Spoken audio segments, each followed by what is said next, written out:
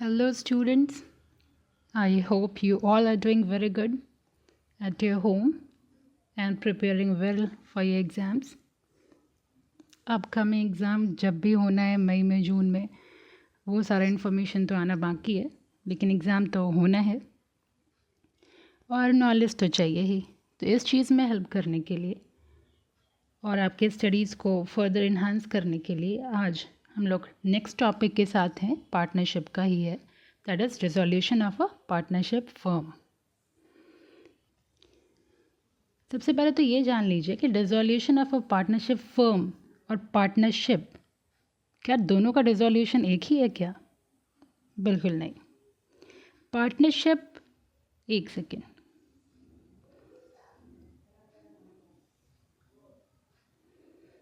ये देख रहे होंगे आप, ये पार्टनरशिप, डिसोल्यूशन ऑफ पार्टनरशिप मतलब कि हम लोगों के बीच जो एग्रीमेंट हुआ है, पार्टनर्स के बीच जो एग्रीमेंट हुआ है वो डिसॉल्व किया है।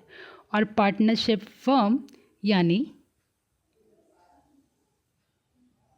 कंप्लीट फर्म ही डिसॉल्व हो रहा है। ठीक है, पार्टनरशिप का डिसॉल्व होने का मतलब ये है कि हम कोई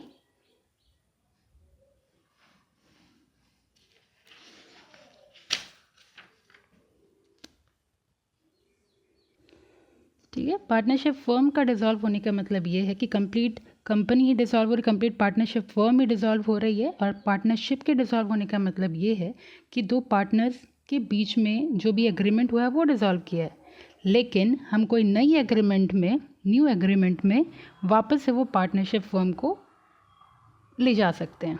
ठीक है, इसीलिए ये देखिए यहाँ पे एक चीज़ आप कंफ्यूज नहीं होइएगा, यहाँ पे लिखा है दस the dissolution of firm always involve dissolution of partnership, but dissolution of partnership does not necessary means dissolution of a firm. यानी डिसोल्यूशन ऑफ द फर्म हमेशा डिसोल्यूशन ऑफ द पार्टनरशिप भी है, लेकिन पार्टनरशिप का डिसॉल्व होना doesn't mean कि firm भी dissolve कर गया है। ओके, अब आते हैं हम लोग modes of dissolution of firm पे। सबसे पहला मोड है पार्टनरशिप फर्म में B dissolve in following of the ways. सबसे पहला है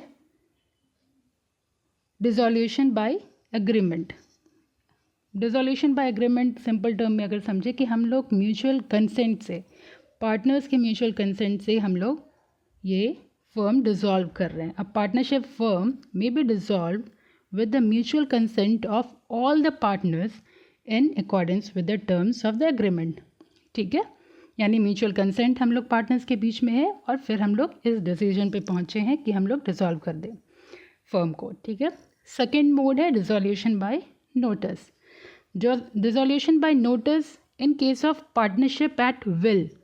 पार्टनरशिप एट विल हम लोग टाइप्स ऑफ पार्टनरशिप में पढ़े हुए थे कि जो पार्टनरशिप इनडेफिनेट पीरियड के लिए फॉर्म होता है।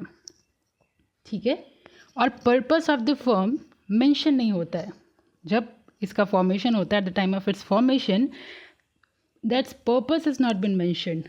ठीक है, किसी भी लेंथ ऑफ टाइम के लिए वो कंटिन्यू कर सकते हैं अपने पार्टनरशिप को, और जब डिसॉल्व करना है तो पार्टनरशिप अपनी विल पे नोटिस दे सकते हैं और it can dissolve by any partner by giving a notice to other partners of his desire to quit the firm। ठीक है, इसीलिए इसको विल कहा जाता है, यानी पार्टनरशिप के विल पे हम इसको डिसॉल्व कर सकते हैं by giving notice to other partner. ठीक है, अब थर्ड मोड है कंटिंजेंट डिसोल्यूशन। कंटिंजेंट कहते हैं कि जैसे सिचुएशनल कुछ भी इवेंट आ गया, उस वो सिचुएशन ऐसा जो कि हम लोगों को डिसॉल्व करना पड़े। आइए देखते हैं क्या लिखा हुआ है इसमें। A firm may be dissolve on the happening of any of the following contingencies, यानी एनी ऑफ द हैपनिंग, क्या क्या हैपनिंग है। सबसे नंबर वन है on the expiry of the term, if it is for a fix period. ठीक है, अगर वो फिक्स पीरियड में कोई टर्म वगैरह हम लोग अपने अग्रीमेंट के टाइम में मेंशन किए हुए हैं तो वो टर्म पूरा हो गया है। ठीक है, सेकेंड है on the completion of the firms venture. Firm का वेंचर कंप्लीट हो गया है तो हम लोग उसको डिसॉल्व कर रहे हैं। थर्ड है डेथ ऑफ द पार्टनर, और फिर फोर्थ है on the adjudication of a partner as insolvent. देखिए एडजुडिकेशन शायद आप लोगों के लिए ये टर्म नया होगा।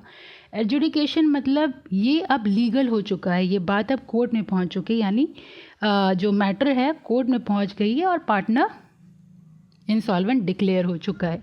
सो इन सारे केस में हम लोग डिसॉल्व कर सकते हैं अपना अब फोर्थ मोड है कंपल्सरी डिसोल्यूशन। कंपल्सरी डिसोल्यूशन क्या बोल रहा है? The firm stands automatically dissolve in the following cases. पहला है व्हेन ऑल पार्टनर्स और all but one partner declared insolvent, मतलब या तो एक या तो सारा पार्टनर इंसॉल्वेंट डिक्लेयर हो चुका है, ठीक है, तो इन्हीं हम लोगों को तो कंपल्सरी डिसॉल्व करना ही होगा। सेकेंड है when the business of a firm become unlawful due to the happening of an event. वही हो गया कि कुछ ऐसा फ्रॉड अगर हम कुछ बिजनेस में हो चुका है तो वो अनलॉफुल हो गया, तो हम लोगों को कंपल्सरी डिसॉल्व करना होगा। फिर फिफ्थ है डिसोल्यूशन थ्रू कोर्ट।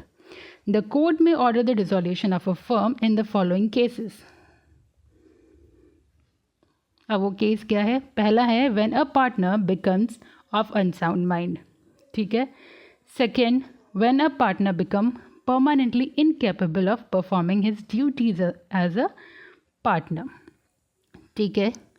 थर्ड है when a partner is guilty of misconduct which is likely to affect prejudicially the business of the firm।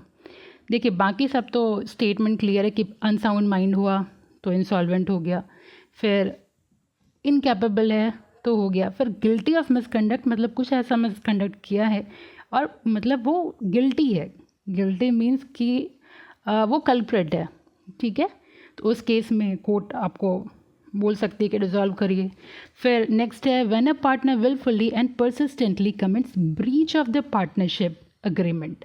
Breach of the partnership agreement मतलब जो भी एग्रीमेंट आप बनाए हैं उस एग्रीमेंट को अगर आप तोड़ रहे हैं that is known as breach of the partnership agreement, ठीक है, तो उस केस में भी आपको कोर्ट से ऑर्डर आ सकती है कि आप अपने फर्म को डिसॉल्व कीजिए। फिर नेक्स्ट है when a partner unauthorizedly transfer the whole of his interest और shares in the firm to the third person. वही है अनऑथराइज्ड वे में अगर आप अपना जो इंटरेस्ट है जो शेयर है वो आप ट्रांसफ़र कर रहे हैं किसी थर्ड पर्सन को, ठीक है, उस केस में भी आपको डिसॉल्व करना है। फिर नेक्स्ट है when the business of the firm can not be carried on accept eight loss, मतलब आप बिज़नेस कैरी किए जा रहे हैं और वो लॉस के अलावा कुछ नहीं दे रहा है बिज़नेस में, तो उस केस में भी डिसॉल्व कर सकते हैं आप, मतलब कोर्ट आपको परमिशन देती है कि आप डिसॉल्व कर सकते हैं। Next when it is just and equitable that the firm should be dissolve. Same है कि अब हमारे पास कोई ऑप्शन ही नहीं बचा डिसॉल्व करने के अलावा, तो ये सारे मोड्स हैं जिसके थ्रू आप पार्टनरशिप फर्म को डिसॉल्व कर सकते हैं, ठीक है।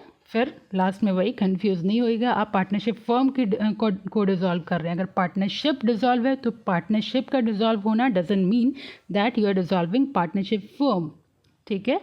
विद दैट आई होप कि ये टॉपिक क्लियर हो गया होगा और मैं कोशिश कर रही हूँ कि BBM बैच 2 को पैरेलल ला पाऊँ BBM बैच 1 से, और फिर अभी तक तो BBM बैच 1 का ये रिवीजन ही क्लास चल रहा है, BBM बैच 2 के लिए तो ये फ्रेश है, तो आई होप कि दोनों पैरेलल हो जाएं बहुत जल्दी और BBM बैच 1 का भी और आगे प्रोसीड हो पाए चैप्टर्स।